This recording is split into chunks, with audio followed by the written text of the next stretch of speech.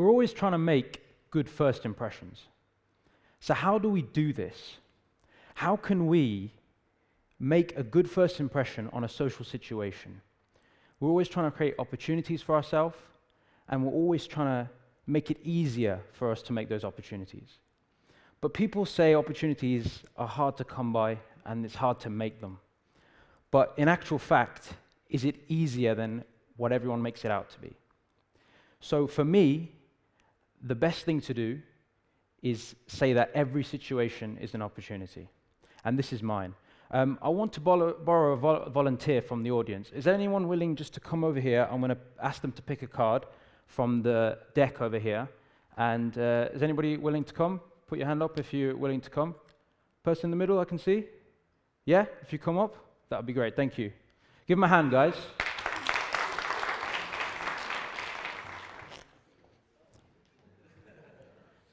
Okay, great. What's your name? Nice to meet you. I have a pack of cards here. Okay. Can you confirm all the cards are different, yeah? Yeah. Okay, they're all different. Okay. What I'm going to do, I'm going to flick through the cards, and you just need to tell me when to say stop. Stop. There? Have a look at the card, take a look at it, turn it over, have a look, right? Can you place it on the table, and I'm going to place this glass box, on top of that card. Okay, and that will stay there for the whole talk, and we'll come back to it at the end, okay? Thank you very much. Give her a hand, guys. So, what is social perception? Social perception is, simply put, it's the inference or the study of non-verbal or verbal expressions. Now, for me as a magician, non-verbal is the most important thing. So, I try and look at things like facial expressions, gestures, hand movements, body positioning, the way they pick up things. These little signs can just tell you how a person might be. Verbal as well, their tone of voice, the way they act, the way they speak, the way they laugh. These are all telltale signs of how they might be and how they might act. Now, I want to do a quick demonstration. I've got 2 volunteers. It is a simple demonstration of a magician's, the way they create a reality. It's nothing to do with social perception, but it's a fun thing to do, and I'll show you. So if I can have 2 volunteers up, and just give them a hand, guys. Okay, if one of you can just stand here for me, and the other person just stand here for me. So you're going to face each other, okay? What I want you to do is close your eyes. When you close your eyes, you're going to be aware of what's going on. The audience can see, you guys can see what's going on. If I touch you on your foot, open your eyes. If you don't feel a touch on your foot, keep your eyes closed until I kind of let you know what's happening, okay? So both of you close your eyes for me.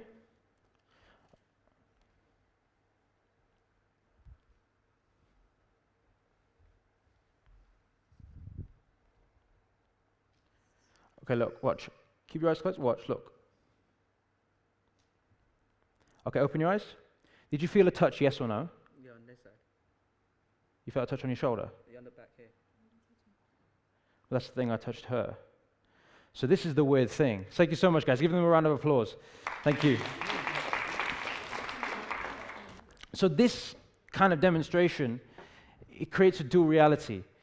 What one person thinks is not actually what's happening. But essentially, I'm going to try and teach you a method today that I've used to approach a social situation and judge a social situation, and how you can make it so you can approach it yourself and create an opportunity. So anyone can apply social perception. It's not just for magicians like me. You can be a comedian, a business person, a student. You can apply social perception.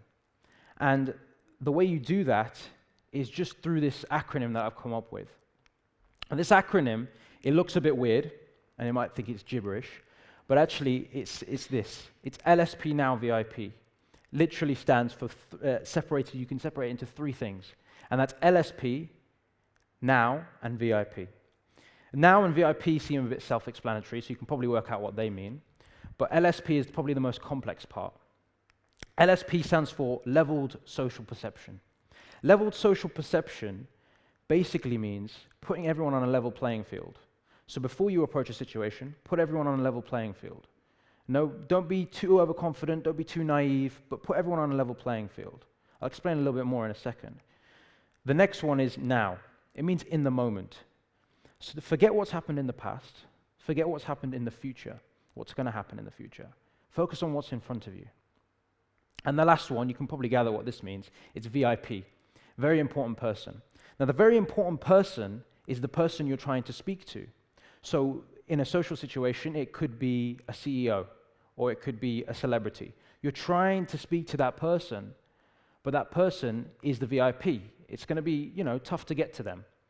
But you identify your VIP before you go into the social situation. Now, what I want to say is with LSP, so leveled social perception, what does that kind of mean? So for example, for me, when I approach a social situation in a networking event, I look at how people are standing. So are they holding a glass with one or two hands? If they're holding it with one hand, they're more relaxed. If they're holding it with two hands, they're a bit more, how can you say it? They're a bit more, they do things by the book, they're a bit more cautious, but they'll still be willing to engage. 95% of people you meet will be willing to talk to you and engage with you. There's always that 5% who actually don't want to be talked to, they're just kind of by themselves, which is fine. But 95% of people will want to speak to you. So what I tend to put LSP down to is looking and making your inferences. So you approach the social situation, look around, take 5 minutes, look around, see what's happening, see what people are doing, where people are, and their situation and what they're doing. So when you approach the situation, for me, I look, have they got a watch on?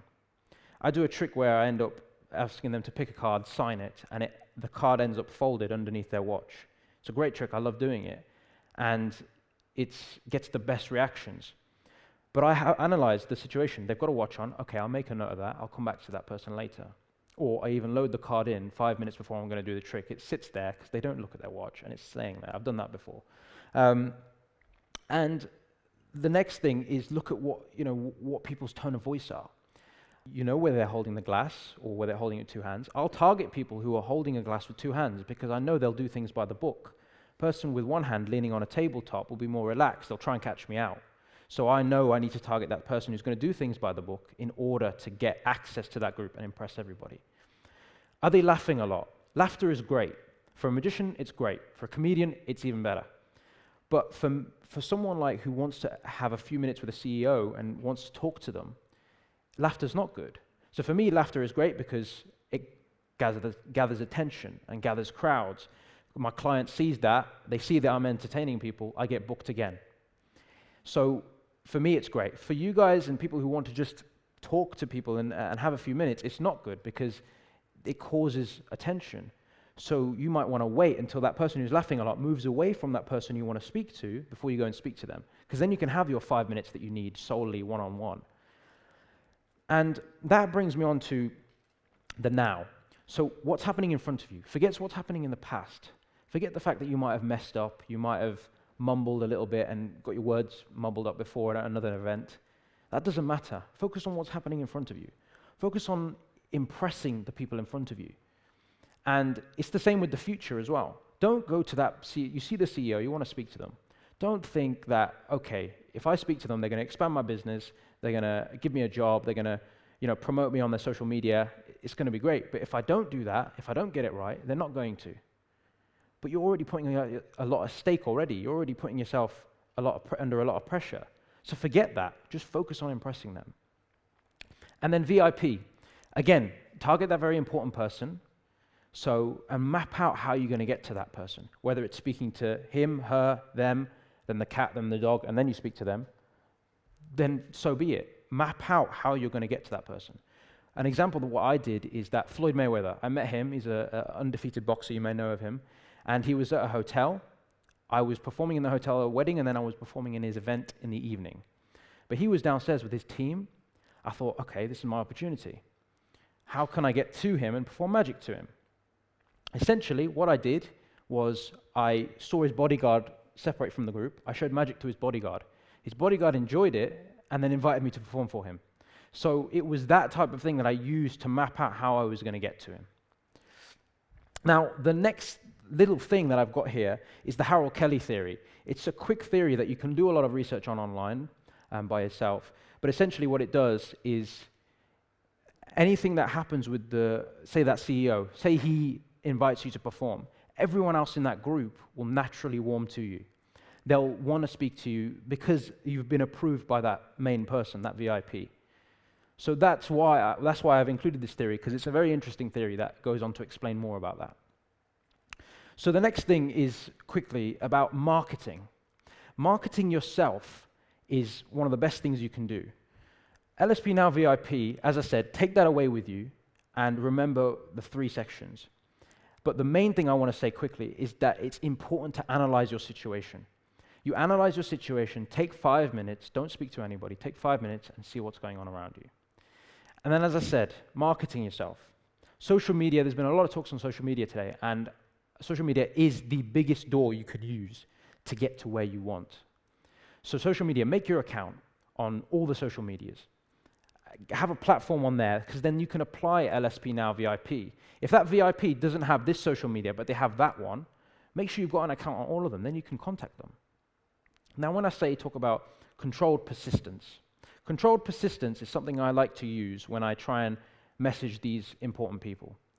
It means constantly sending them your stuff, videos, websites, but doing it periodically. If they say no, they're not interested, then that's fine, cut that off, that's no problem. But be persistent, but be controlled. So remember when you use controlled persistence that you want to not annoy them, but you want to make sure that you're fresh in their head. So that's what I wanted to say about marketing.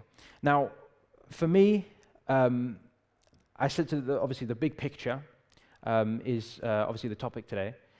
But for me, whenever I come to a social situation, I analyze the social situation, and I remember one thing: you have to look at it from every single angle. So, can I have the girl that had the card, that picked the card? Could you come up one more time? We'll just have a look at this. If you're able to come up one more time, give her a hand, guys.